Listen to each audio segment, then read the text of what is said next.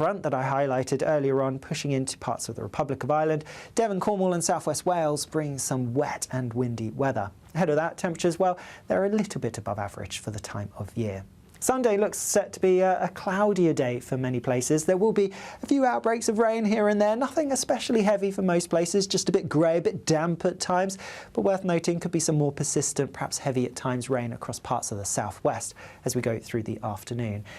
It's the greatest cash prize of the Great British Giveaway so far. A simply stunning £85,000 in tax-free cash to spend on anything you like, making 2026 your greatest year to date. That could get you that brand new car, extend and improve your home, take you away on that bucket list holiday, or just give you some peace of mind over the coming months. For another chance to win £85,000 cash, text cash to 63225. One entry costs £2.50 plus one standard network rate message, or text bonus to 63225. 5 entries cost £5 plus one standard network rate message. Go to gbnews.com/win. Entries start at £2.50. Call 0903 686 3232. Calls cost £2.50 plus your network access charge. Or post your name and number to GB18 PO Box 8690 Derby DE1 9TT. UK only. Entrance must be 18 or over. Lines close at 4 p.m. on the 30th of January. Please check the closing time if listening or watching on demand. Good luck. Exciting news. Every Friday, my Patrick Christie's Tonight Show is going to have a twist to it. We're welcoming some special guests. You. That's right, on Fridays I'm going to be doing my show in front of a live studio audience because this show is about you and what you have to say. It's going to be the same big debates, same big topics, same big opinions. But every Friday night at 9 p.m, you are invited to come on down to Patrick Christie's Tonight to be a part of the action. Only on GB News, the People's Channel, Britain's news channel. Hi, I'm Michelle Dewberry and my show is your opportunity to cut through all the noise and dive in headfirst to some robust debates. Ideas clash. Situation, No, because the failure is... You're deliberately avoiding my point. Nothing's held back. And if you think this is the end of it, wait for more. And we do not shy away from the difficult stuff. Sometimes I want to shake people and say, if only you understood. So join me on Dubes & Co weeknights at 6 p.m, only on GB News, Britain's news channel. Mornings don't have to be tiresome, especially if you have the right company. Wake up to news as it happens, opinion and debate, and of course, a little bit of entertainment too. Because when the kettle's on, we're on. That's Breakfast on GB News, a show worth waking up for. Every morning from 6 a.m. Only on the People's Channel, Britain's news channel. We'll spread the news, you spread the word. From the school run to the home run, watch a new show for all of Britain. So he can say whatever he wants. A straight-talking show where all voices are heard. And, you know, when are we going to stop talking about smashing the gangs and actually do it? With the stories that matter from every part of our country. There's a bit of a crash landing there for your Chancellor. Bold, fearless and standing up for you. That's me, Martin Daubney, 3 p.m. till 6 p.m, weekdays, here only on GB News. The People's Channel, Britain's news channel.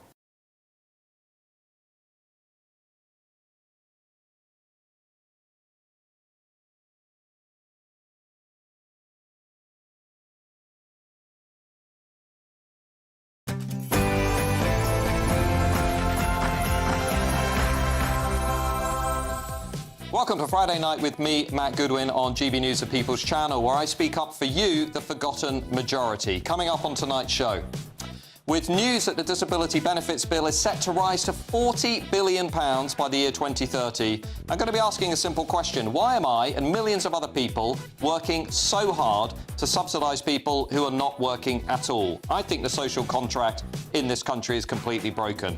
And it's not 11-year-old boys who are perpetrating violence against women and girls. That's what they should be focusing on. Get the people who've come from cultures that don't respect women out of our country. And the number of sexual offence convictions of foreign nationals has now increased by 62% in 4 years. So why is the Labour government targeting British schoolboys in an attempt to tackle this problem? Also, together, we can build a fairer, stronger and more secure Britain.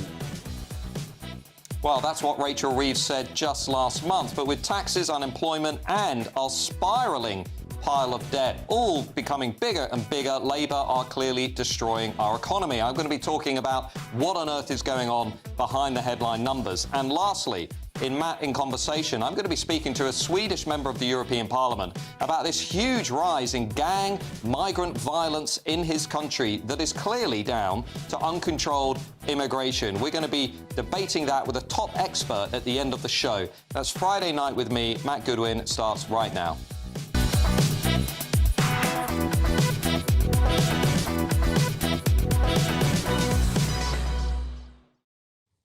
Now, I'll also be joined tonight by my top panel, the commissioning editor of The Spectator, Lara Brown, and the former Labour MP, Stephen Pound. But as ever, I want to know your views tonight at gbnews.com/your say. Of course, as you know, you can reach us on X at GBNews. But now it's time for the news with Tatiana Sanchez.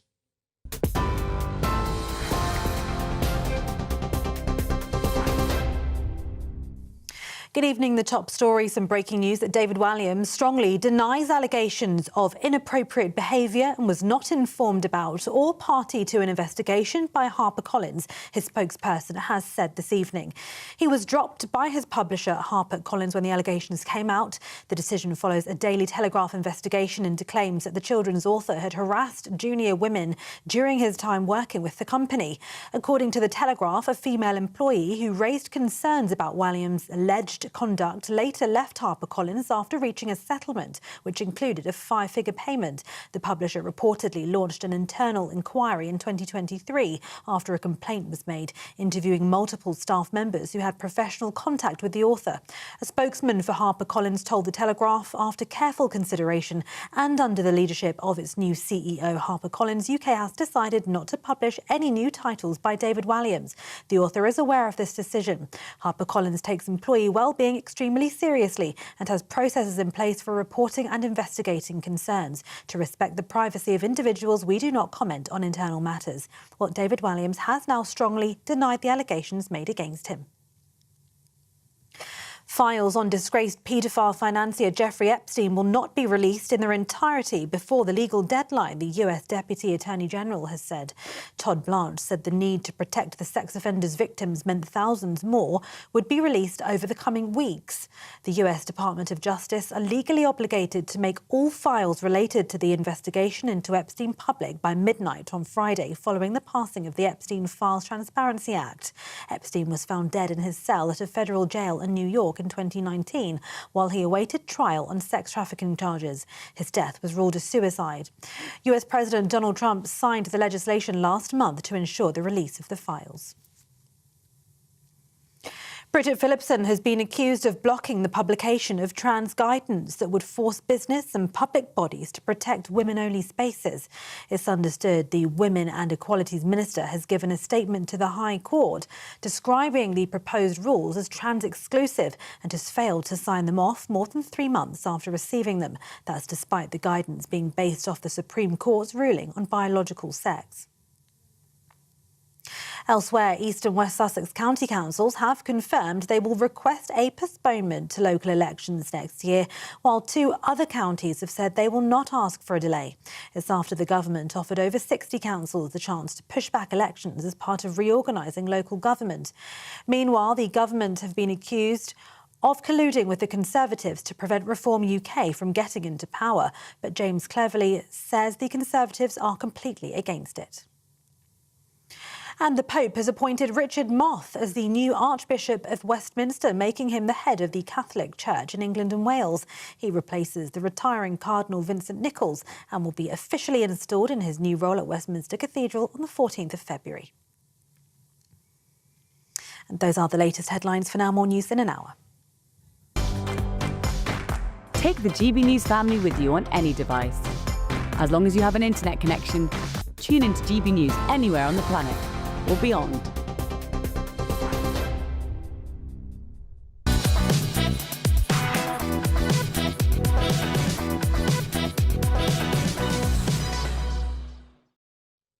Welcome back to Friday Night with me, Matt Goodwin, right here on GB News. Now, I actually celebrated a birthday this week, and these kind of events often make us reflective. They make us pause for thought.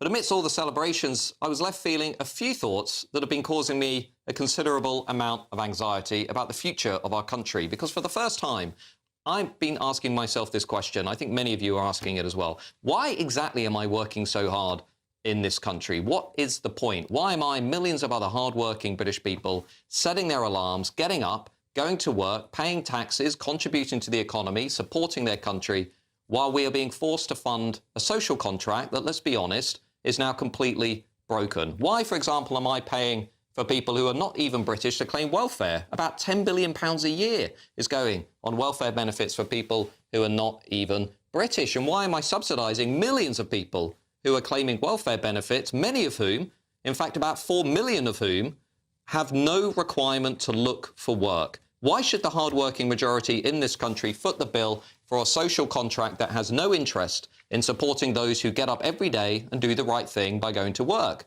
There have been recent reports of a shocking finding by the Migration Advisory Committee. In fact, it came out this week.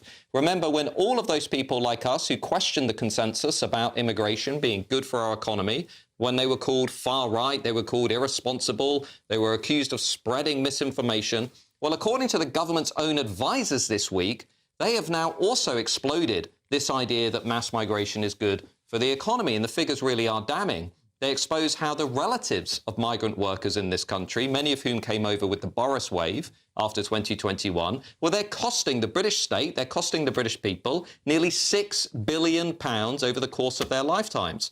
In fact, just to break it down, they are costing, on average, £109,000 each. So the average British person over the course of their lifetime, according to the report, is putting in £110,000 into the economy, while the relatives of migrant workers are taking out almost the same figure over the course of their lifetime. All of that money, of course, would fund about 6 new hospitals in the country. It would pay for the annual salaries of about 100,000 NHS nurses. I mean, who voted for this? I didn't vote for this. Did you vote for this?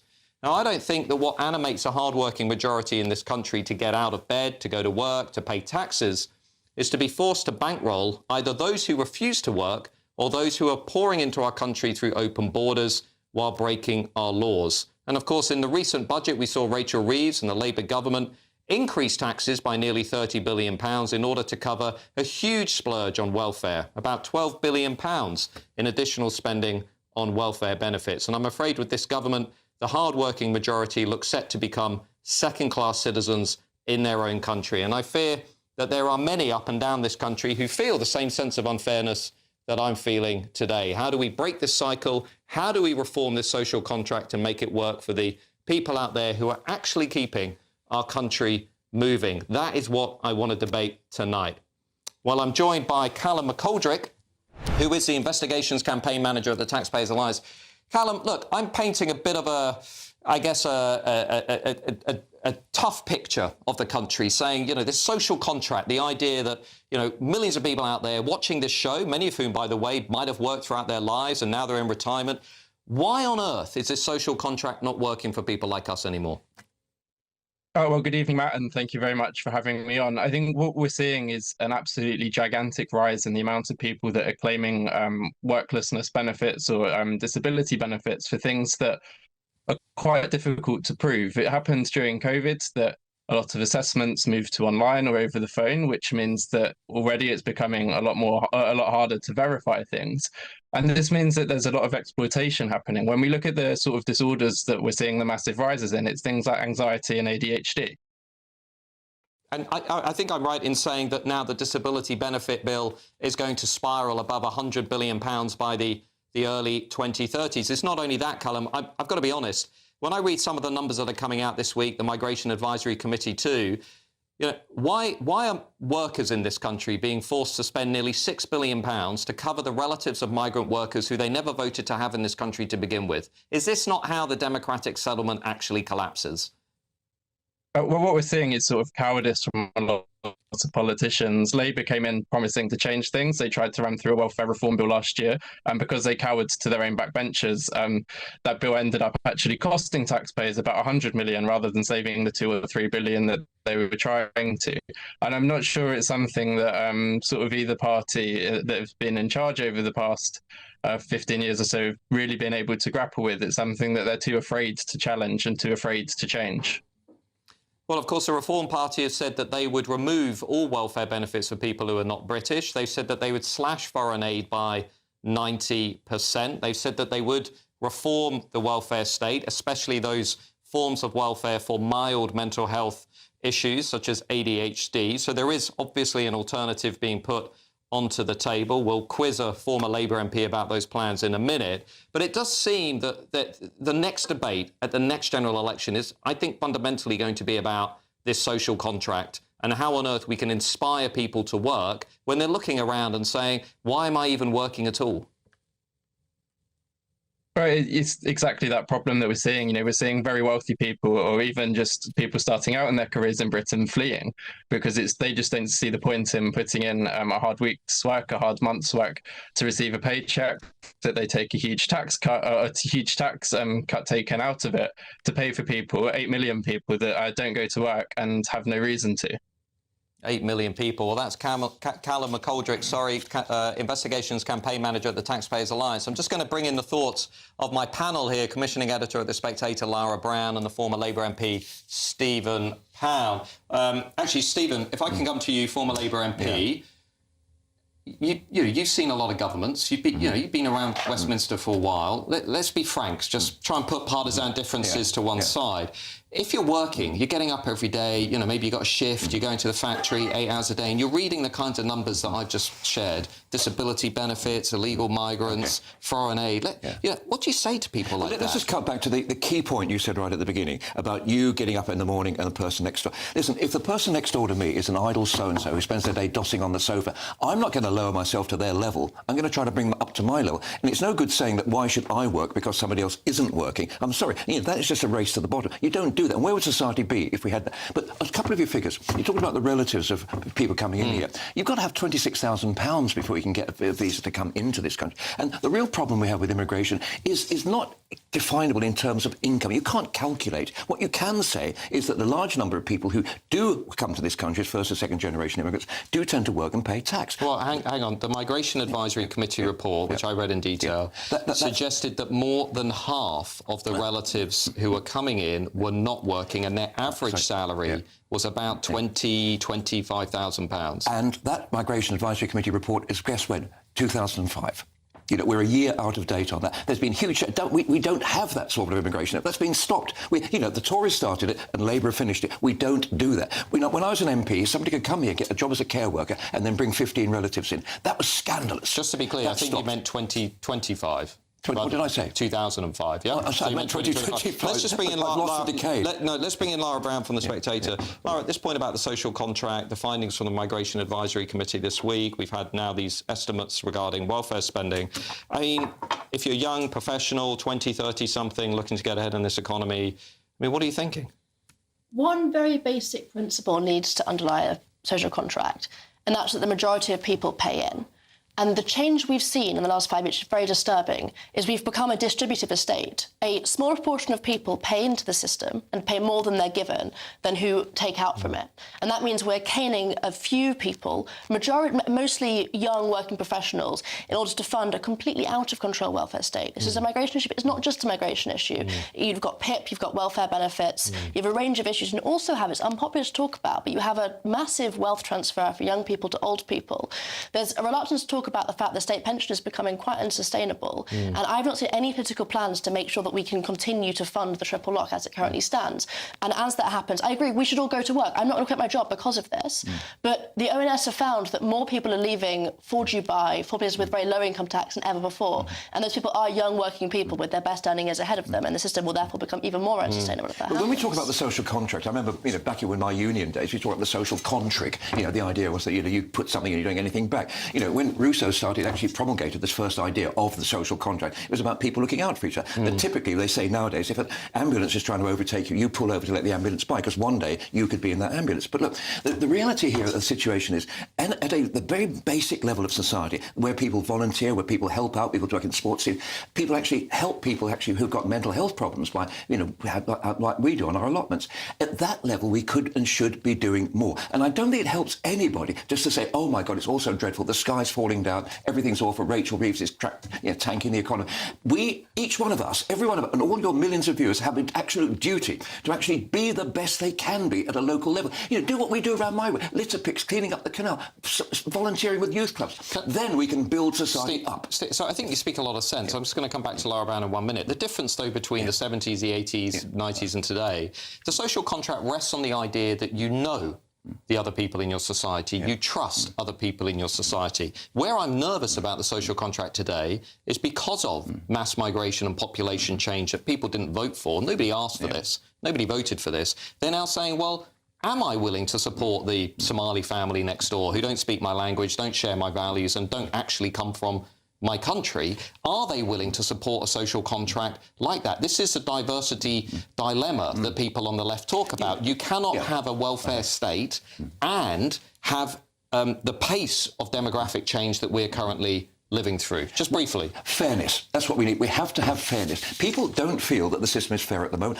I can defend it because I think it's better than the alternative. However, you're absolutely right. You put your finger on it. People don't feel the system's fair. Lara Brown?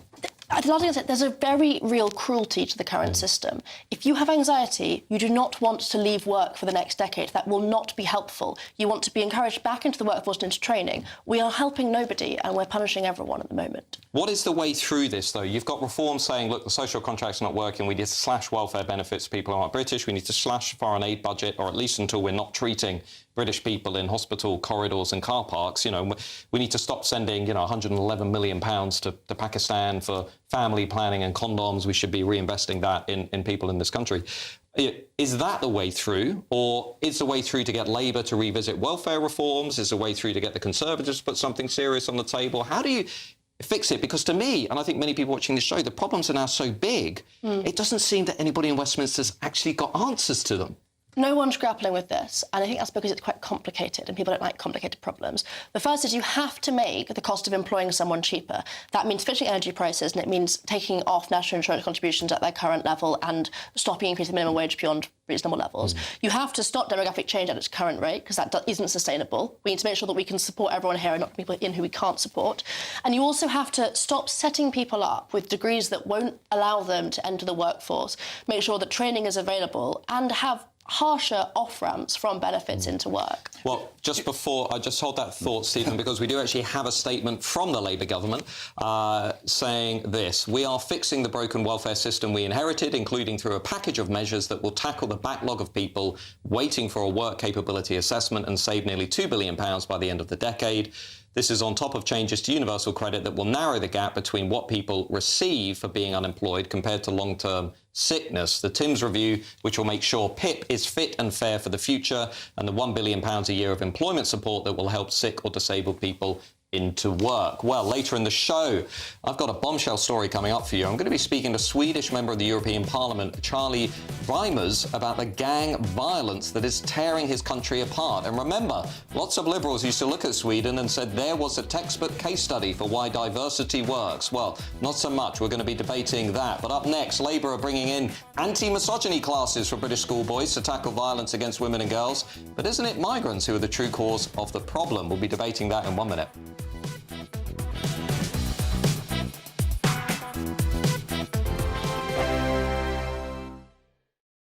Westminster's full of talk, but out here, it's the real world.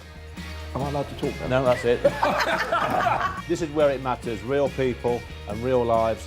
That's what politics is all about. The fact is Trump made a good start. No. Straight answers, no spin, and just a couple of pints. How many fingers have I got up? About 10. So join me for Lee Anderson's Real World every Friday at 7 p.m. only on GB News.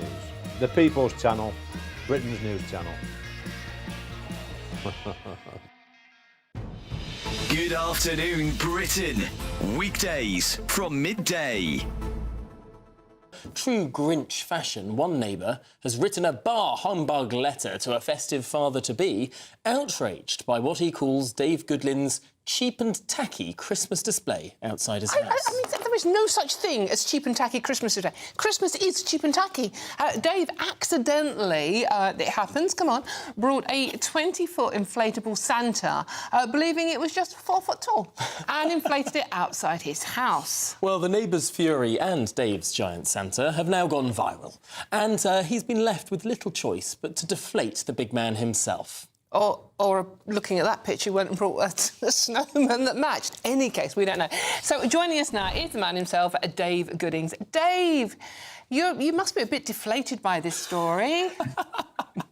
Hello, good afternoon, guys. Yes, very deflated, because last weekend, the Sunday just gone, we decided to put up our Christmas decorations. You've got the tree behind me, and then outside the front, we've got 2 giant Christmas inflatables, one being a giant snowman and the other a Father Christmas. So people have complained. Grinches have complained about this. It's just the one complaint letter that we've had through the post. So we put them up on the Sunday, on the weekend just gone, and then I got home from work on Monday to an envelope that had been posted through the door. There's, no writing on the envelope, which I thought was a little bit weird. I opened it up, and lo and behold, in the envelope was this long letter, all in capital letters. I couldn't believe it, what I was reading.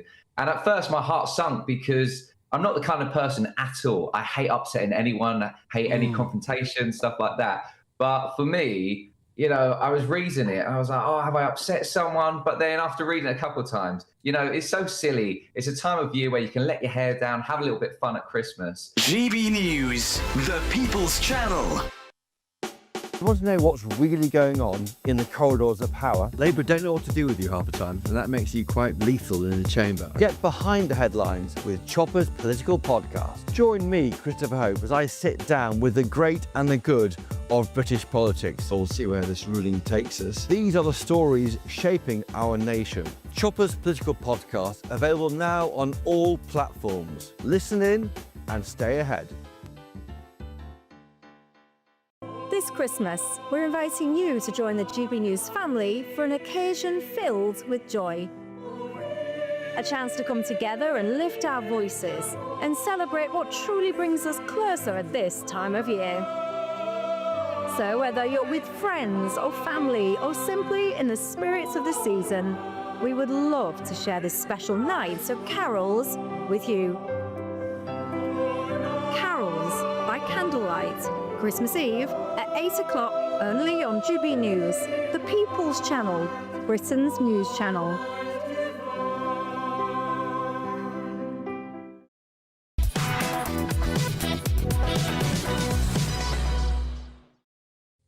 Welcome back to Friday Night with me, Matt Goodwin, on GB News, the People's Channel. Now, Labour's plan to end the epidemic of violence against British women and girls will now see children attend so-called anti-misogyny classes. Keir Starmer has said that toxic ideas are, and I quote, going unchallenged. And here's what Safeguarding Minister Jess Phillips told GB News. We need to make sure that the government is providing context for young boys in schools so that when they hear horrible, violent, misogynistic things, that we can make sure that that doesn't lead young men to a life of criminality. Well, Kemi Badnock told GB News that the policy is complete nonsense and it is migrants, not young boys, who are to blame. It's not 11-year-old boys who are perpetrating violence against women and girls. That's what they should be focusing on. Get the people who've come from cultures that don't respect women out of our country. That's why we have, policies like deporting all foreign criminals, no ifs, no buts. If you want to solve violence against women and girls, get more police on the streets. 10,000 more police officers keeping our streets safe. But pretending that if we have a few more courses in primary school or year 7, that's what's going to fix it is just complete nonsense. Well, to discuss and debate this, we're joined tonight by political commentator Benedict Spence.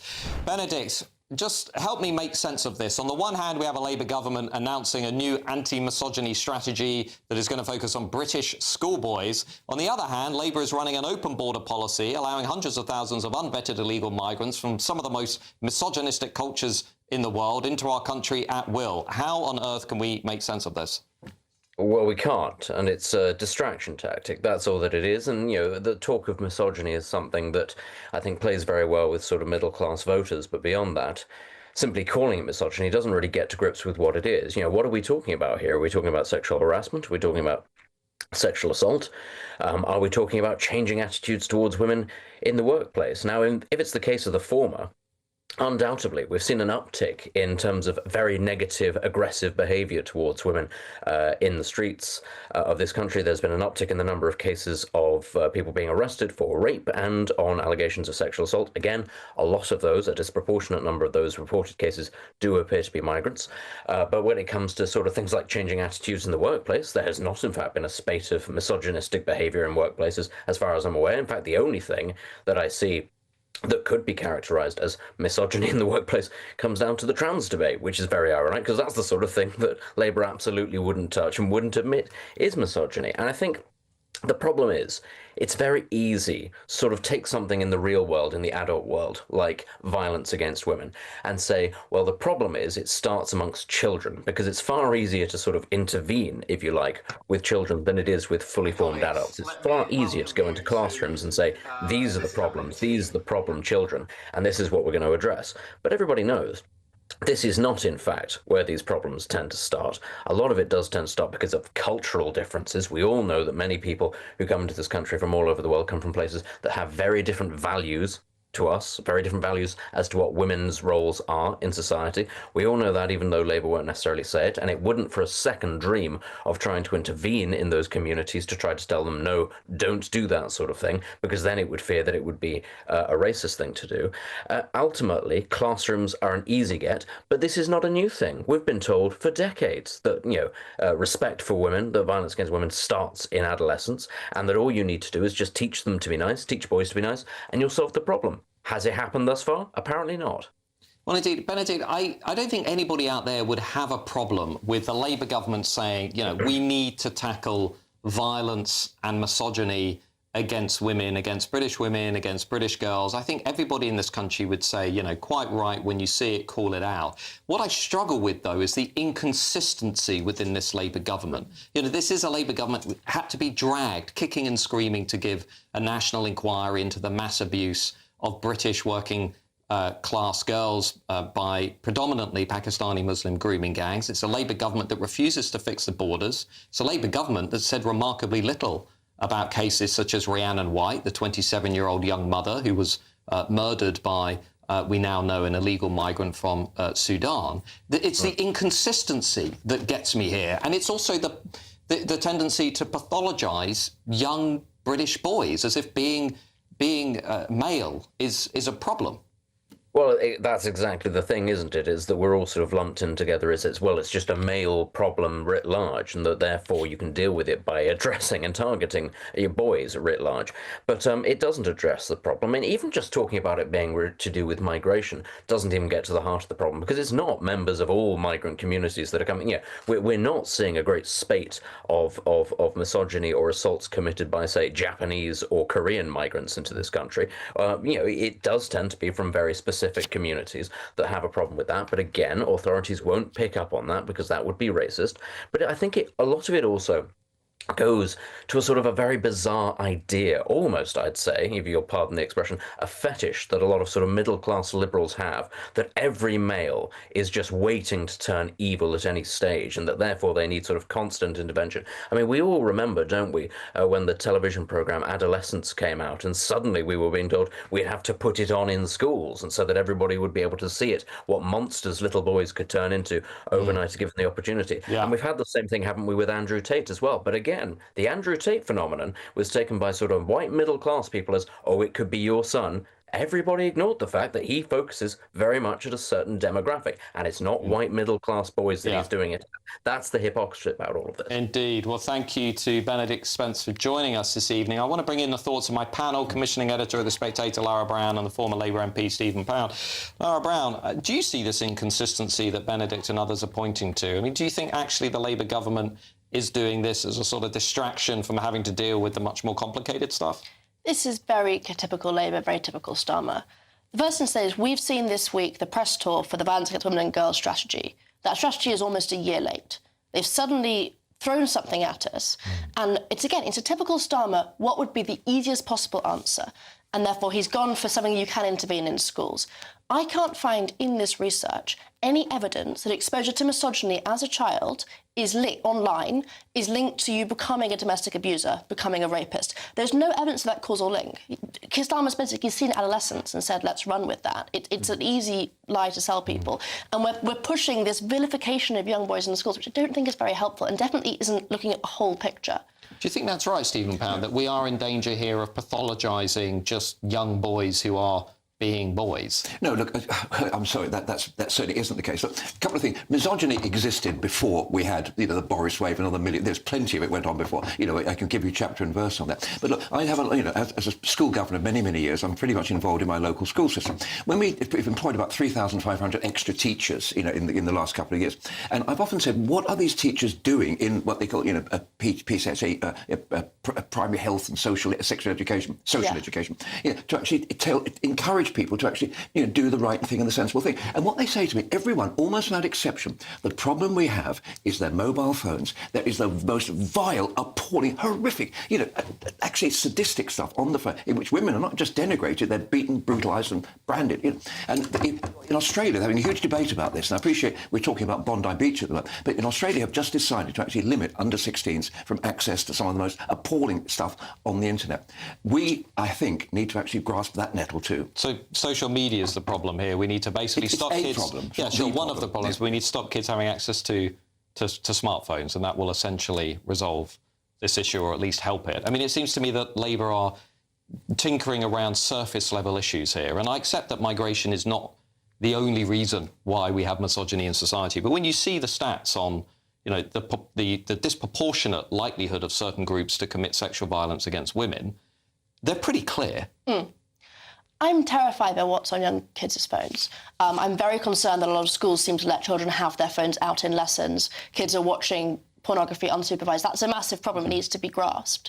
But this is meant to be a violence against women and girls strategy, not a misogyny strategy. And therefore, you have to carefully look at the data we have on why people are committing violence against women and girls. That includes things like FGM, which is currently being denied. Female genital mutilation. Which the BMJ is now saying is a cultural practice.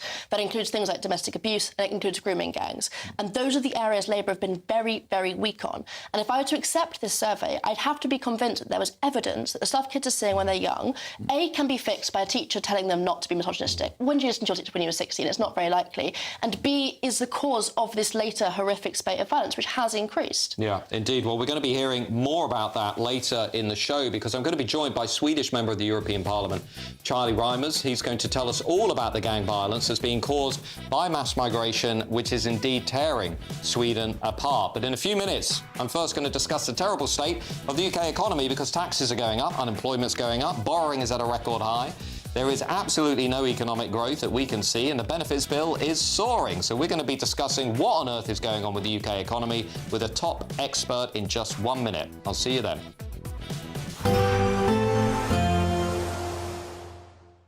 Dinner under the stars tonight? That reminds me of our travel insurance. You mean All Clear Skies? All Clear Travel Insurance sponsors GB News travel destinations forecast.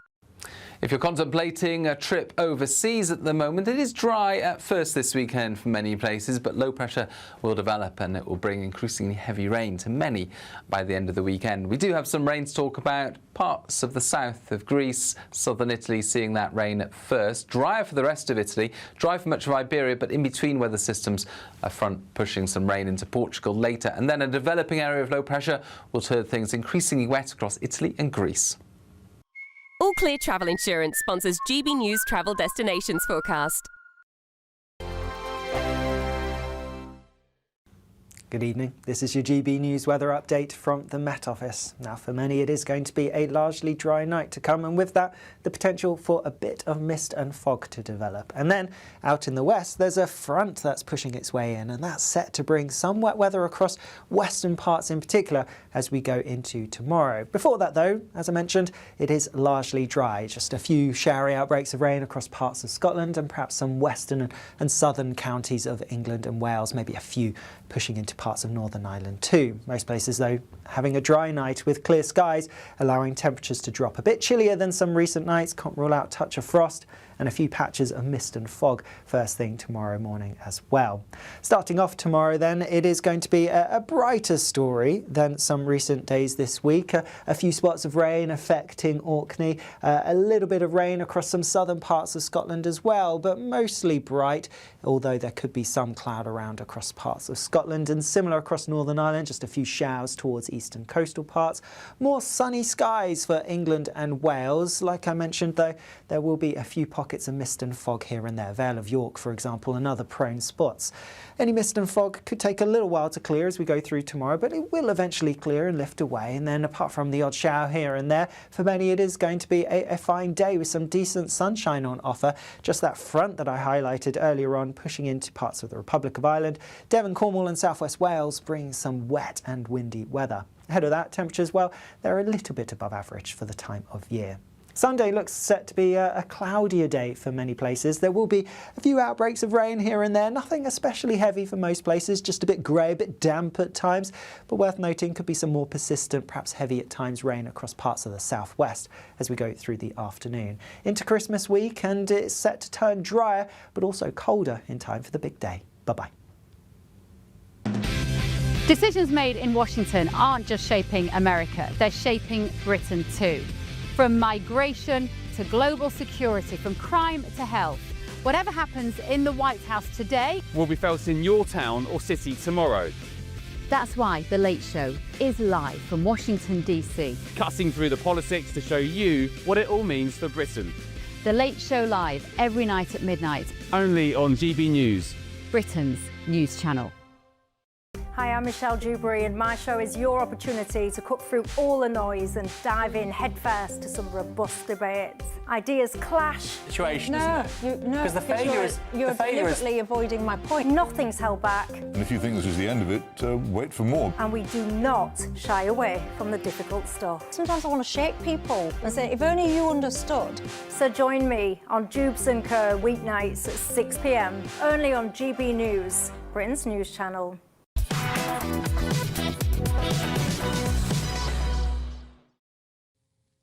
Welcome back to Friday Night with me, Matt Goodwin, on GB News, the People's Channel. Well, it's almost 50 years since Margaret Thatcher said that the problem with socialist governments is that they always run out of other people's money. And under this Labour government, the economy is indeed in a terrible state. Our deficit is now the highest on record outside a pandemic. There is no economic growth, unemployment is rising, we're borrowing huge amounts of money, taxes are at a record high in modern times, and thanks to our soaring benefits bill and public sector pay rises, things are, I think, just going to get worse and worse. And we've been now landed, with these huge energy bills, partly due to the insanity of net zero. Well, let's get the thoughts of my panel on this, commissioning editor at The Spectator, Lara Brown, and the former Labour MP, Stephen Pound. Lara, the economy, the fundamentals of the economy seem to be crumbling week by week. We've had some pretty disastrous unemployment news recently. I think 200,000 more people unemployed since Labour came into power. Got about, taxes are going through the roof. I mean, are we on the cusp of a financial crisis here? It's always very hard to say about a financial crisis specifically, but the fundamentals are not looking good. If you look at Rachel Reeves' tenure, she's taken this big gamble on increasing productivity. That's what all of her borrowing, all of her measures would imply. She's hoping that will happen. But she's done nothing to increase productivity. What we've seen is the cost of employing someone going up massively. This latest minimum wage increase is going to make unemployment go up. The modelling says that. The national insurance contribution stuff has made unemployment go up. And then you've got energy prices, I've already mentioned, net zero, etc. And the fact that she's taxing multiple sectors very heavily, like hospitality, like pubs. As unemployment rises, we might get a small inflationary benefit, but broadly, we're never going to see the gains required to ever get that deficit down. So things are going to get bad. I don't know about crisis bad, but, people will get poorer. Stephen, how bad are things going to get? Well, I think things will level off. I mean, don't forget, we've got 1.2% growth in the GDP at the moment. But I think when Margaret Thatcher talks about running out of other people's money, Margaret Thatcher ran out of our industries to flog off to the Germans and the French, and that was absolutely disastrous. And I think that's a real problem. But let's not look backwards. Let's actually look forwards. How do you fix this? Because, I've got to be honest, I've got friends, myself. I mean, you look at the prices of things. You look at the cost of living crisis. I don't know how a lot of people are getting through this. This is getting very, very serious. We're not in Liz Truss territory yet, and we're not in John John Major and the ERM territory yet. We are in a bad place. I think we're in a worse place than that, because at least people like Liz Truss, you know, whatever you think about Liz Truss, at least she was saying the fundamentals of this economy do not work. She tanked to this economy. But look, I mean, there's a chap at the end of my street, we just opened a wine bar last Thursday. In the present circumstance, he's worked it by being a damned hard worker, because we can't sit back and let the state do everything for us.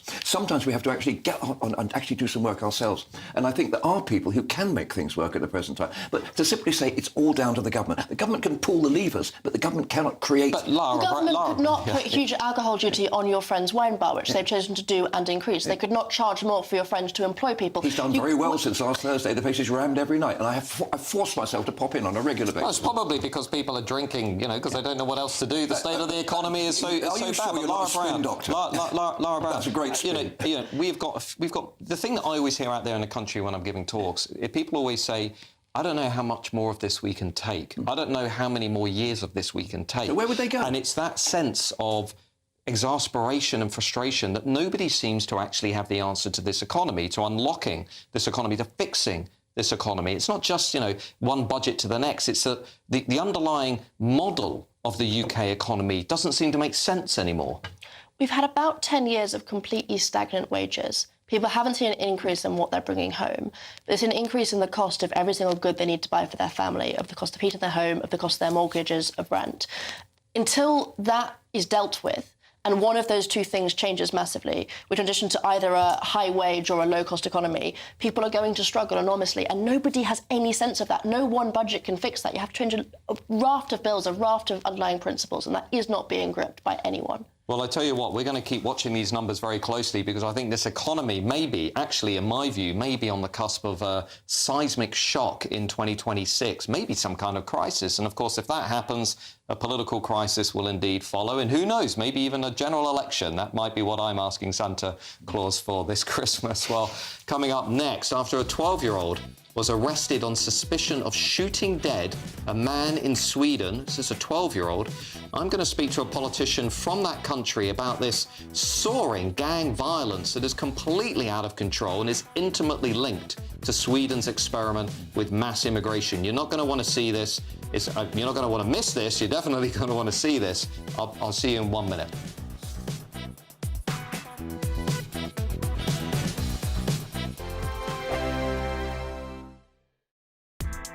Join me, Nana Akwe, for an informative, interactive news programme with a difference. It's fun. No, he didn't say that, Dave. I'm so surprised. I think there's an element of truth to that. Join me from 3 p.m. every weekend, only on GB News, Britain's news channel. Mornings don't have to be tiresome, especially if you have the right company. Wake up to news as it happens, opinion and debate, and of course, a little bit of entertainment too. Because when the kettle's on, we're on. That's Breakfast on GB News, a show worth waking up for. Every morning from 6 a.m. Only on the People's Channel, Britain's news channel. We'll spread the news, you spread the word. From the school run to the home run, watch a new show for all of Britain. He can say whatever he wants. A straight talking show where all voices are heard. And, you know, when are we going to stop talking about smashing the gangs and actually do it? With the stories that matter from every part of our country. There's a bit of a crash landing there for your Chancellor. Bold, fearless and standing up for you. That's me, Martin Daubney, 3 p.m. till 6 p.m, weekdays, here only on GB News. The People's Channel, Britain's news channel. Westminster's full of talk, but out here, it's the real world. Am I allowed to talk then? No, that's it. This is where it matters, real people and real lives. That's what politics is all about. In fact, has Trump made a good start? No. Straight answers, no spin, and just a couple of pints. How many fingers have I got up? About 10. So join me for Lee Anderson's Real World every Friday at 7 p.m, only on GB News. The People's Channel, Britain's news channel. You want to know what's really going on in the corridors of power? Labour don't know what to do with you half the time, and that makes you quite lethal in the chamber. Get behind the headlines with Chopper's political podcast. Join me, Christopher Hope, as I sit down with the great and the good of British politics. We'll see where this ruling takes us. These are the stories shaping our nation. Chopper's political podcast, available now on all platforms. Listen in and stay ahead. Britain deserves a newsroom that puts the facts and your voice first. Well, and that's what you get on GB News. Lively debates, lively conversation. And we're not afraid to hold power to account. And each other. So join me, Andrew Pearce. And me, Miriam Gates, for Britain's Newsroom, weekdays from 9:30 on GB News. At GB News, we love to hear from you, our loyal community. So drop us a line at gbnews.com/yoursay. There you can talk to each other and also to the presenters live on air. gbnews.com/yoursay, because GB News is your channel, Britain's news channel.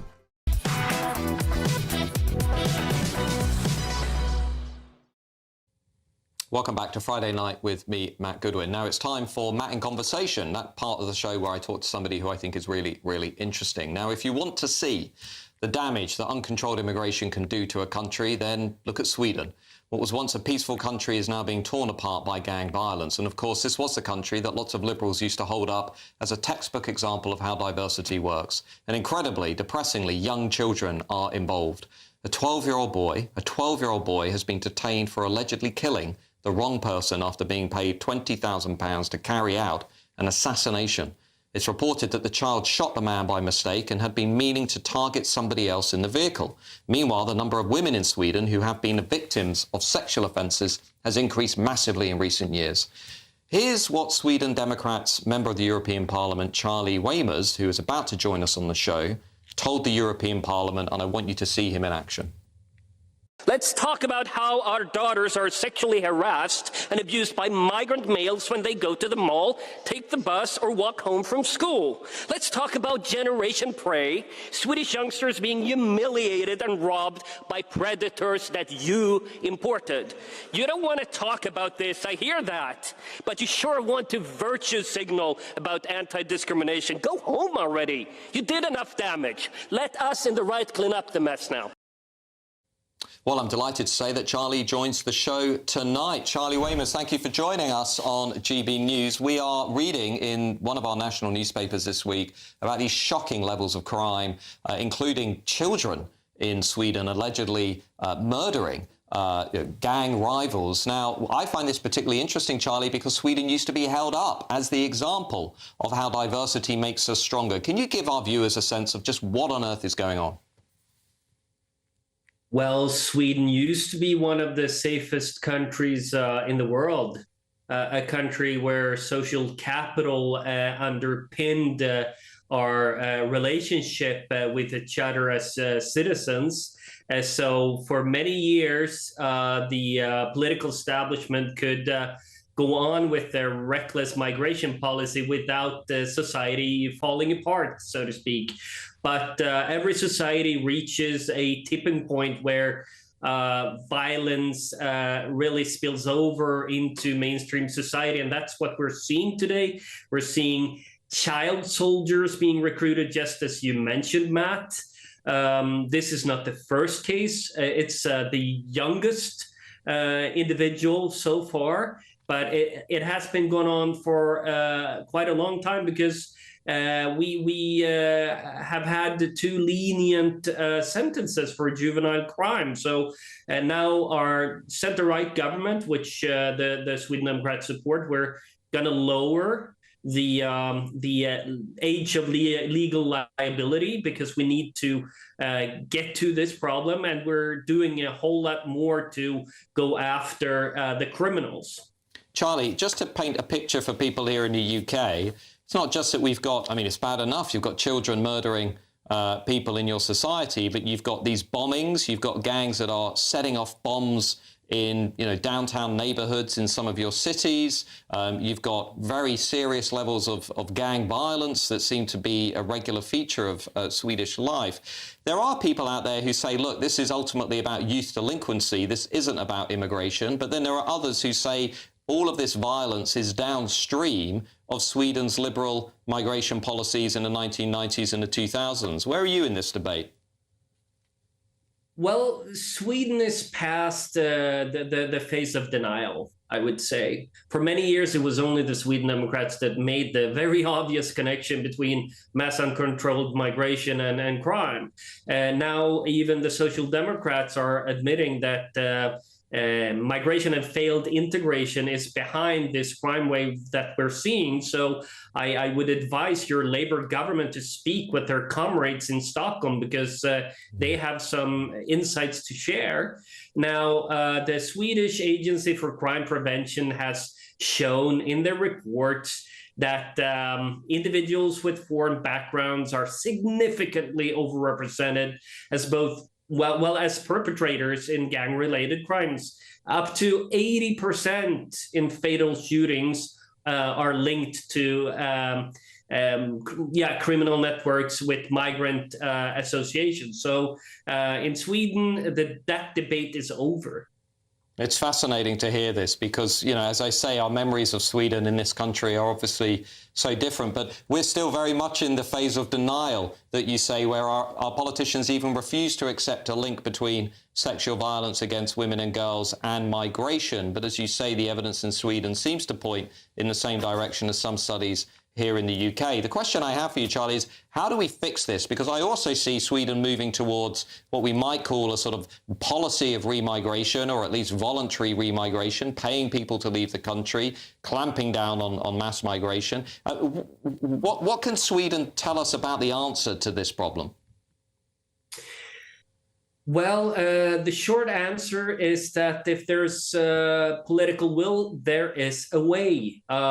In Sweden, we've initiated a paradigm shift, which affects crime policy, migration policy. That means, in concrete terms, the tightening of family reunification, raising work visa requirements, incentivizing, just as you said, voluntary returns.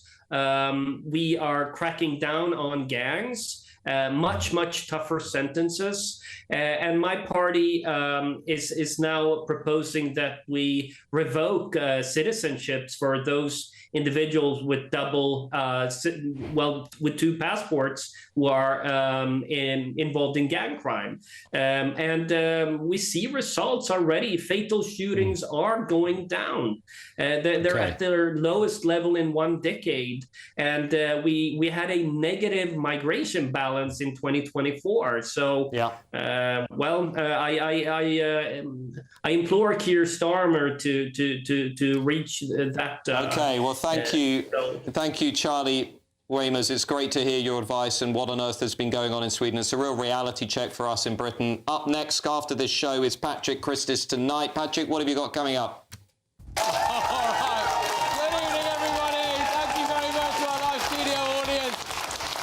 So many people here tonight. You love to see it. Right, well, there's lots to go, isn't there?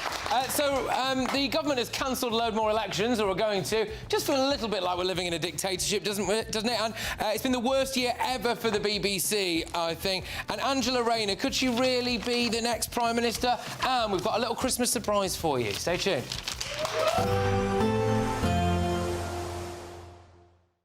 Expect warm spells with the odd rude interruption.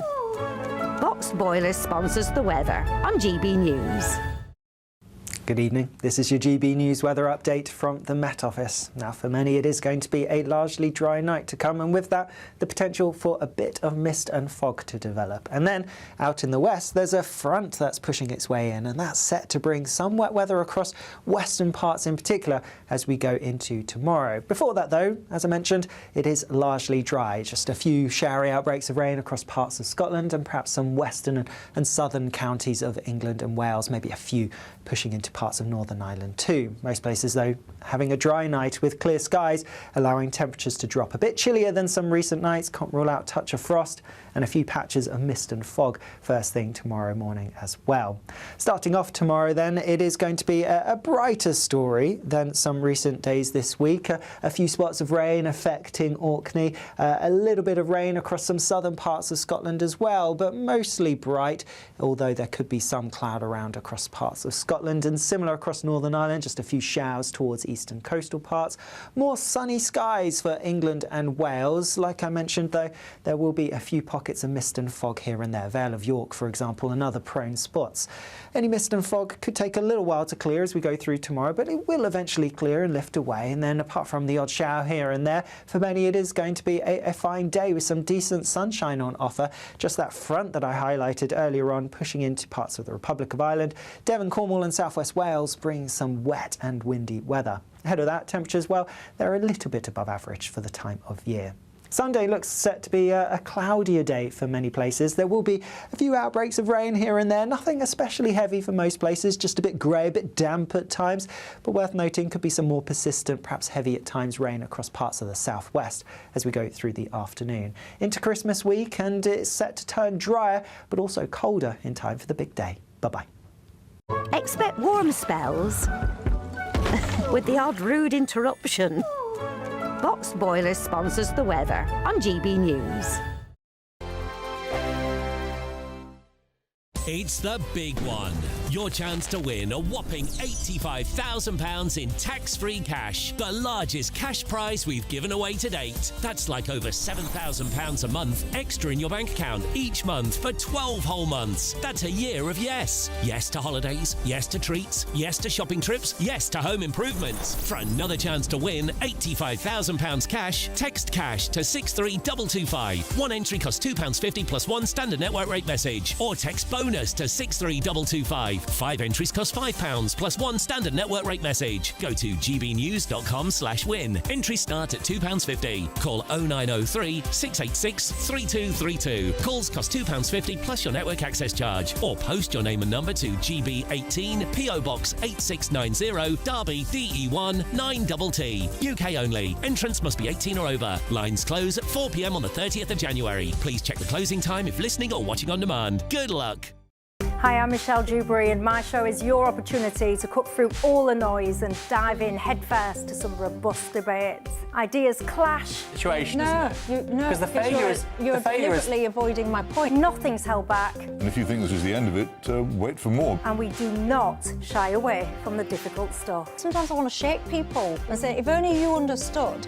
So join me on Jubes and Co weeknights at 6 p.m. only on GB News, Britain's news channel. From the school run to the home run, watch a new show for all of Britain. He can say whatever he wants. A straight talking show where all voices are heard. And, you know, when are we going to stop talking about smashing the gangs and actually do it? With the stories that matter from every part of our country. There's a bit of a crash landing there for your Chancellor. Bold, fearless and standing up for you. That's me, Martin Daubney, 3 p.m. till 6 p.m. weekdays, here only on GB News. The People's Channel, Britain's news channel. Westminster's full of talk, but out here, it's the real world. Am I allowed to talk No, now? that's it. This is where it matters, real people and real lives. That's what politics is all about. The fact has Trump made a good start? No. Straight answers, no spin, and just a couple of pints. How many fingers have I got up? About 10. So join me for Lee Anderson's Real World every Friday at 7 p.m. only on GB News. The People's Channel, Britain's news channel. You want to know what's really going on in the corridors of power? Labour don't know what to do with you half the time, and that makes you quite lethal in the chamber. Get behind the headlines with Chopper's political podcast. Join me, Christopher Hope, as I sit down with the great and the good of British politics. We'll see where this ruling takes us. These are the stories shaping our nation. Chopper's political podcast, available now on all platforms. Listen in and stay ahead. We love Great Britain. We love its history, its culture and its tradition, and that's why we're so proud to be part of GB News. You look genuinely emotional. Oh, come here. GB News does pay attention to those who are ignored by the mainstream media. The majority of this country whose forefathers fought and died to maintain liberty, to fight for freedom of speech. The rule of law, the rights of property and democracy. This is the heritage that our country should be so proud of. which of course includes our Christian heritage. There's been a huge resurgence in the number of people going to church. Perhaps they're not finding what they're looking for, and they're looking for something a bit deeper, a bit more truthful, a bit more akin to Britain's Christian heritage. That's right, get ready, because the most exciting night in general election history starts now!